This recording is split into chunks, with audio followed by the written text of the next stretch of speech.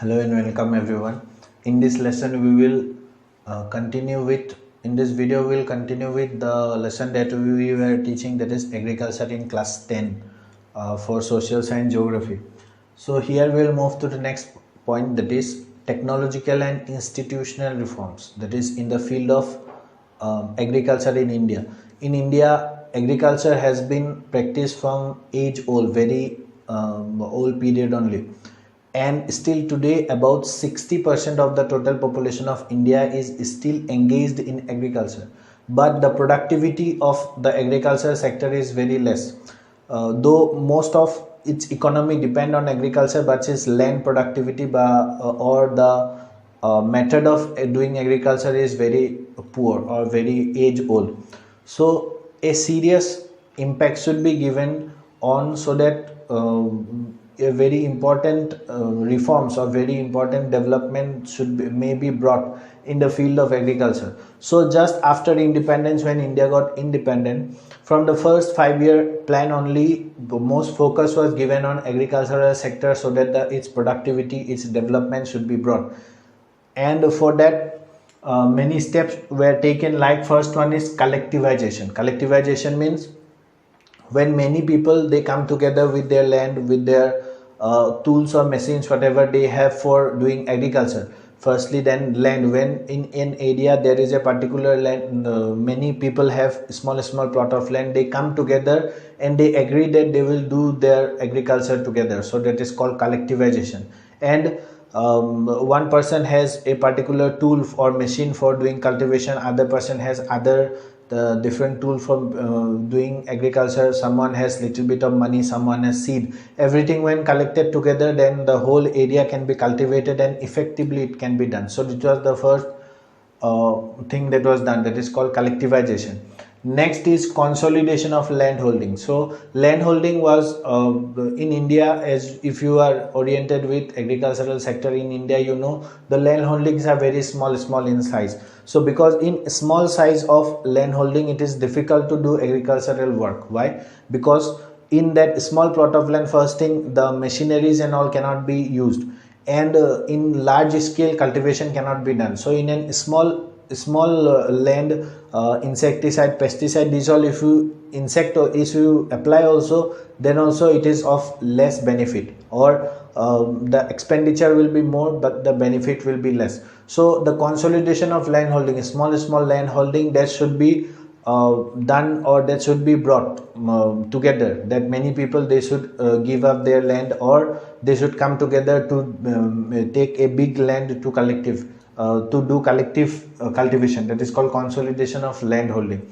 Next is cooperation system. Cooperation means government and public together cultivating or together investing in agricultural sector, that is called cooperation.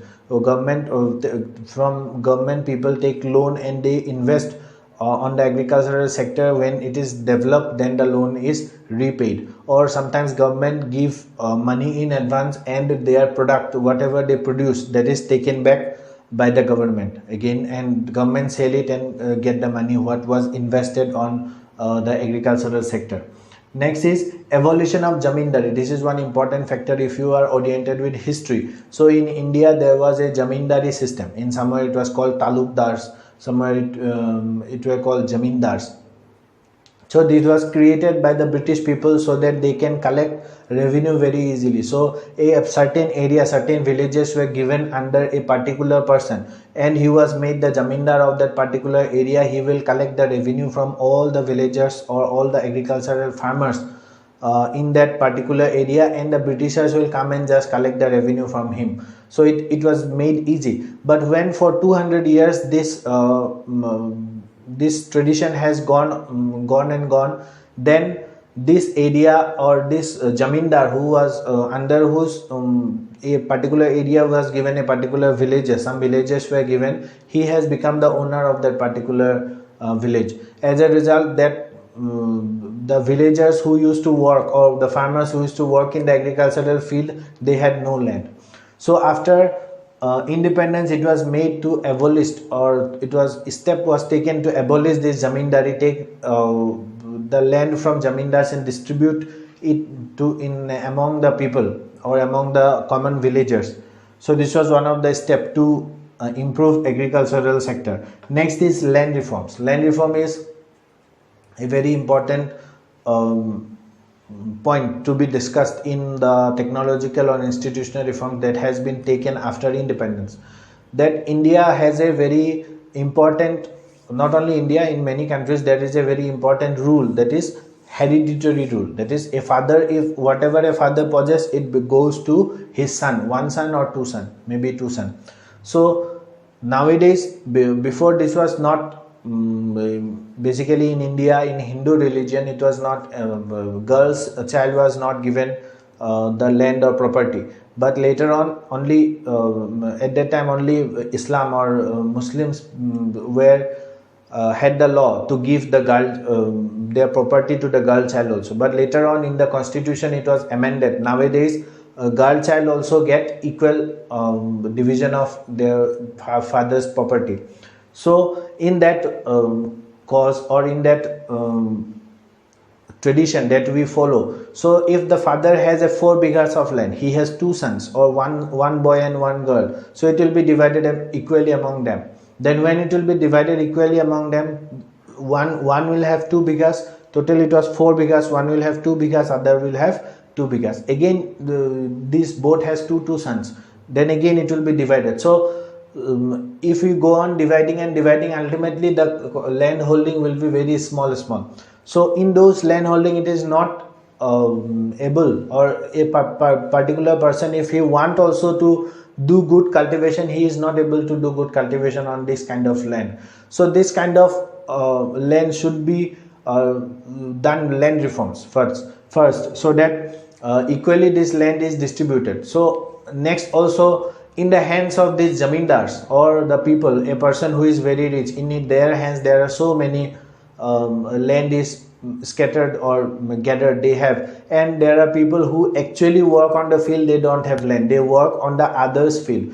So this land reform was initiated so that land can be distributed equally among the haves and the have-nots, that is the rich and the poor, so that everyone can do work in the field and they can earn a little. Next is introduction of green revolution, that is in 1960s, to develop the agriculture of India. Green revolution was introduced. Green revolution was investing or using machineries, insecticide, pesticide, HYB seed in the field of cultivation of rice and wheat, these two things, rice and wheat or any other agricultural crop, to cultivate it more, that is called green revolution. So it was mostly practiced in introduced in Punjab, then western UP, then some parts of Rajasthan and Gujarat. In these 4 states it was first introduced. Then for that the production initially it has increased, but later on again the production become stagnant. It has not increased up till certain level. Next is white revolution. White revolution is the production of milk. That is production of milk, not only producing milk but also it is using or storing it for a very long period of time. That is powderization of milk or making the milk condensed so that it is stored for a very long period of time. So after introducing this, both green revolution and white revolution also, though expectation was very high that the problems of Indian agriculture will be covered up, but first thing, this green revolution and white revolution did not cover the whole country. Still today in many parts of India this green revolution and white revolution is not applied or not found. So second thing is that the expectation that was to bring high production, that also was failed, that also have not been adopted, or that also was not been able to achieve by the country. So the government of India was compelled in 1980s and 1990s to initiate different plans so that which can make the agricultural sector, or which can bring up the agricultural sector. So when after independence, the step that were taken to bring the agricultural reform were not very successful. Though it was in some parts of India it was successful, but in whole of the country it was not successful. So there were many problems that were experienced in these years. In around 40 years in the field of agriculture, many problems have been experienced. So in 1980s and 1990s, different process or different plans were introduced, which in order to tackle the problems that were faced by the farmers and bring more agricultural reform in other sectors also. So among them, first was provision for crop insurance. That is, if a farmer used to take loan and invest in his crop field, they used to do cultivate, but for certain causes like drought, it may be drought, it may be famine, it may be flood, it may be due to some attack of certain insects, that crop may fail, that crop may die, that crop may burn, or that crop may totally get destroyed. Then those farmers who had taken loan from the government or taken loan from the banks, they are unable to give it back, or they are unable to repay it. As a result, many farmers, they used to commit suicide or do something else. So a provision was introduced, that was crop insurance provision. Insurance, we know, everyone, we have life insurance or health insurance. That means, or our vehicles that we buy, our cars or our bikes, it has insurance. That means if there is any damage or any loss in the in those vehicles, in our health also, so the organization where we have done this insurance, they will help us to repay, or they will help us to cover the loss that we have incurred. That is, it is not that whole of it they will pay, but some amount they will pay, so that our loss will be very less, our loss will reduce. So in case of crops also, if a farmer, he before doing the crop, he used to do insurance, then if it is destroyed in the drought also, it is destroyed in the famine, or it is destroyed in the flood condition also, still then this organization will repay him, so that the loss is incurred or loss is made up. So this was the first provision that was introduced. Next is Grameen banks. Now second is, farmers, they are mostly illiterate, and their degrees or their school education or this documents and certificates, they don't have much. So if they go for bank, go to a very high developed bank, so like the State Bank of India, you can say. So if they go and search a loan in that, they will find many documents. Firstly, they are illiterate, they don't know about how to go to a bank and find or search this loan. Secondly, if they go also, they will ask for many documents, many you can say security or something like that, which the farmers normally they don't have.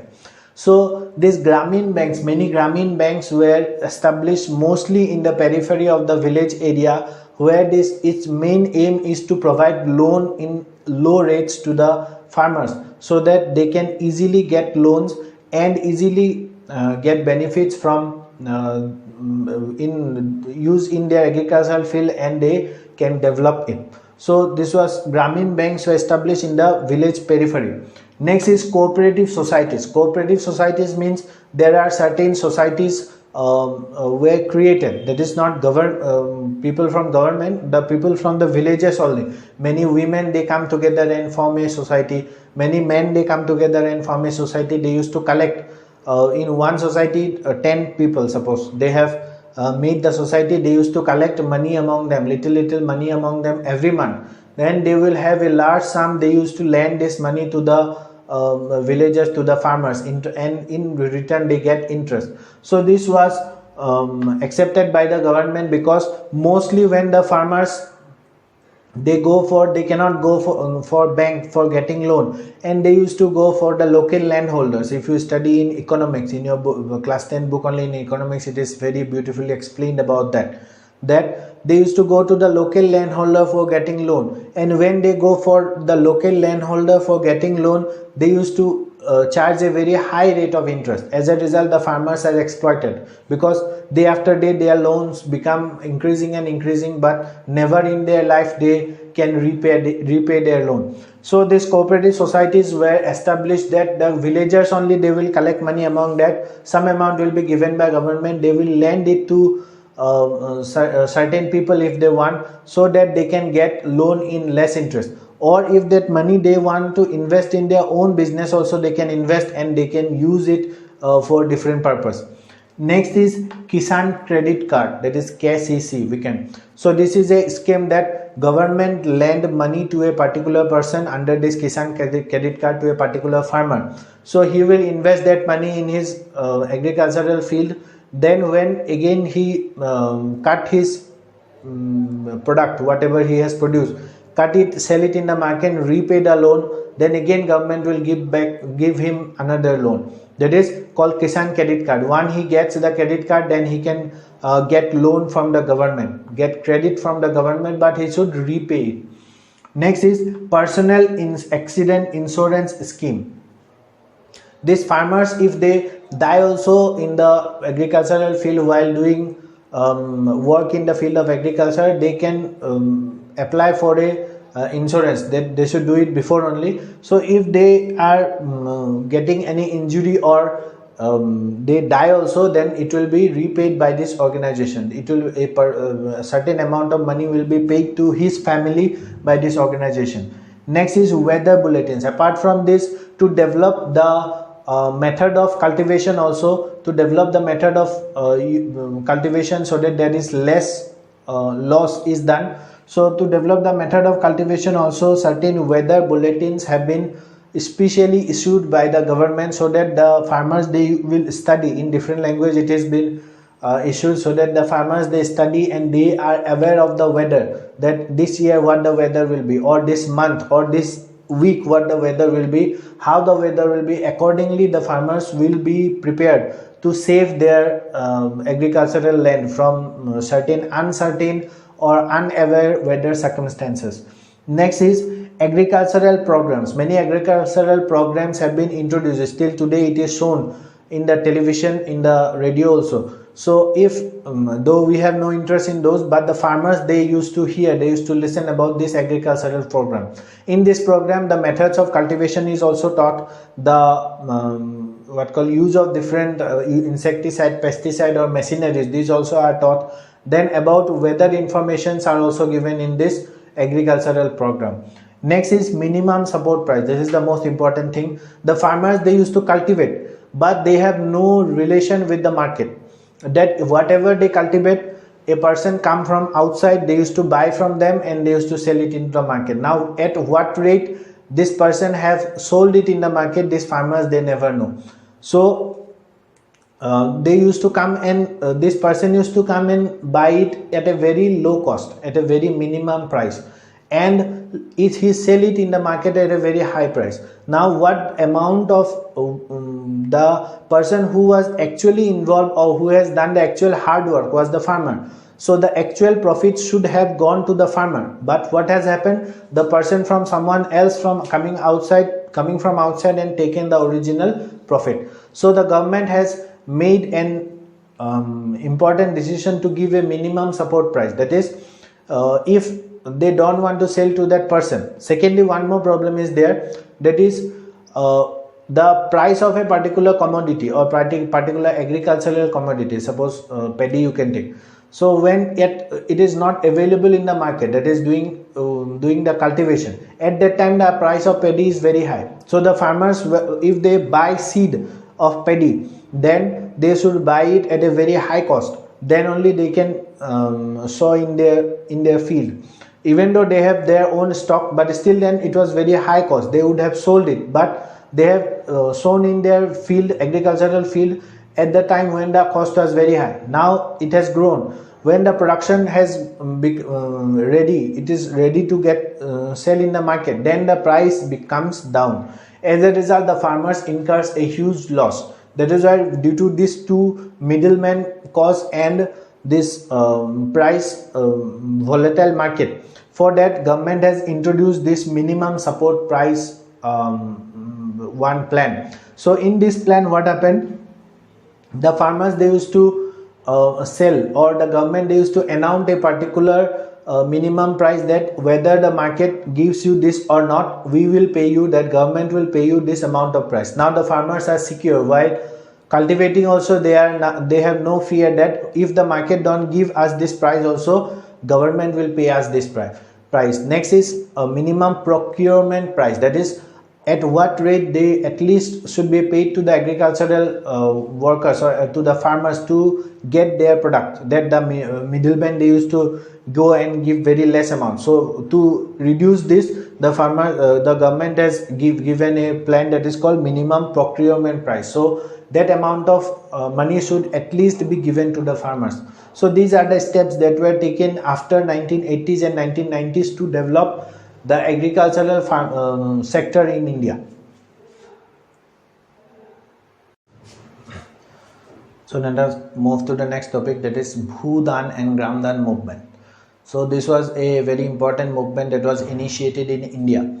So one person, that is Vinoba Bhave, we have all of us have heard the name. He was a hierarchy of Mahatma Gandhi. So he was a follower of Mahatma Gandhi, and he, after assassination of Mahatma Gandhi also, he followed in his path, and he always have worked in the way in Mahatma Gandhi has worked, and he has tried to spread his belief that what Mahatma Gandhi, in which way Mahatma Gandhi liked to work. So after Mahatma Gandhi's death also, he has done Padyatra to different parts of India to spread the ideas of Mahatma Gandhi. So in one village, that was Ponchampalli in Andhra Pradesh, in that village he was giving a lecture, offering a lecture. Just in between the lecture, a person has stood from the crowd. He has stood and asked that the government has done a lot to improve the life of different peoples in India, but what the government has done for us, the landless villagers like us, we also have worked for, or we also have struggle in the independence, and we also have lost the lives of our many families, but still then other people have got their independence, other people have got rights and lands, everything. But what the landless villagers like us, what we got? At that time, Vinoba Bhave was not able to give any answer. Just he told that I will talk with the government to do something in this field also. He has inspired many zamindars or many people who had lots of land to donate. So suddenly a person called Sri Ramchandra Reddy, a very big zamindar or very landowner, he has donated 80 acres of land for among the landless villagers. Not that to only one person, to many villagers he has, landless villagers, he have donated the land. This act came to be known as Bhudan. Bhu means land, Dan means to give away. That is called Bhudan. This act came to be known as Bhudan. Then next is Gramdan. So after this act, many zamindars has many villages under their control. So these zamindars, they gave out many villages to the landless villagers. So because they gave out villages, so this was known as Gramdan. Gram means village, Dan means again to give away. So after the Land Ceiling Act was introduced, we have already discussed in the land reforms. So the Land Ceiling Act was an act introduced by government that a certain amount of land only can be possessed by a particular person. Beyond that, he cannot possess. If you want to possess under Land Ceiling Act, the above the certain limit, whatever land he has will be taken away by the government and will be distributed among the landless villager. So in the fear of this Land Ceiling Act, many zamindars or many landowners, they also started distributing their land to the landless villagers. So this also came under this Bhudan. So this Bhudan and Gramdan is a very big revolution that has taken place in India after independence, but it has not shed a single drop of blood. There was no bloodshed, just people have given away their land owning willingly. By their own will, they have given away their land to the landless villagers. So this Gramdan and Bhudan together it came to be known as bloodless revolution. This act of giving out land to the landless villager, this was known as bloodless revolution.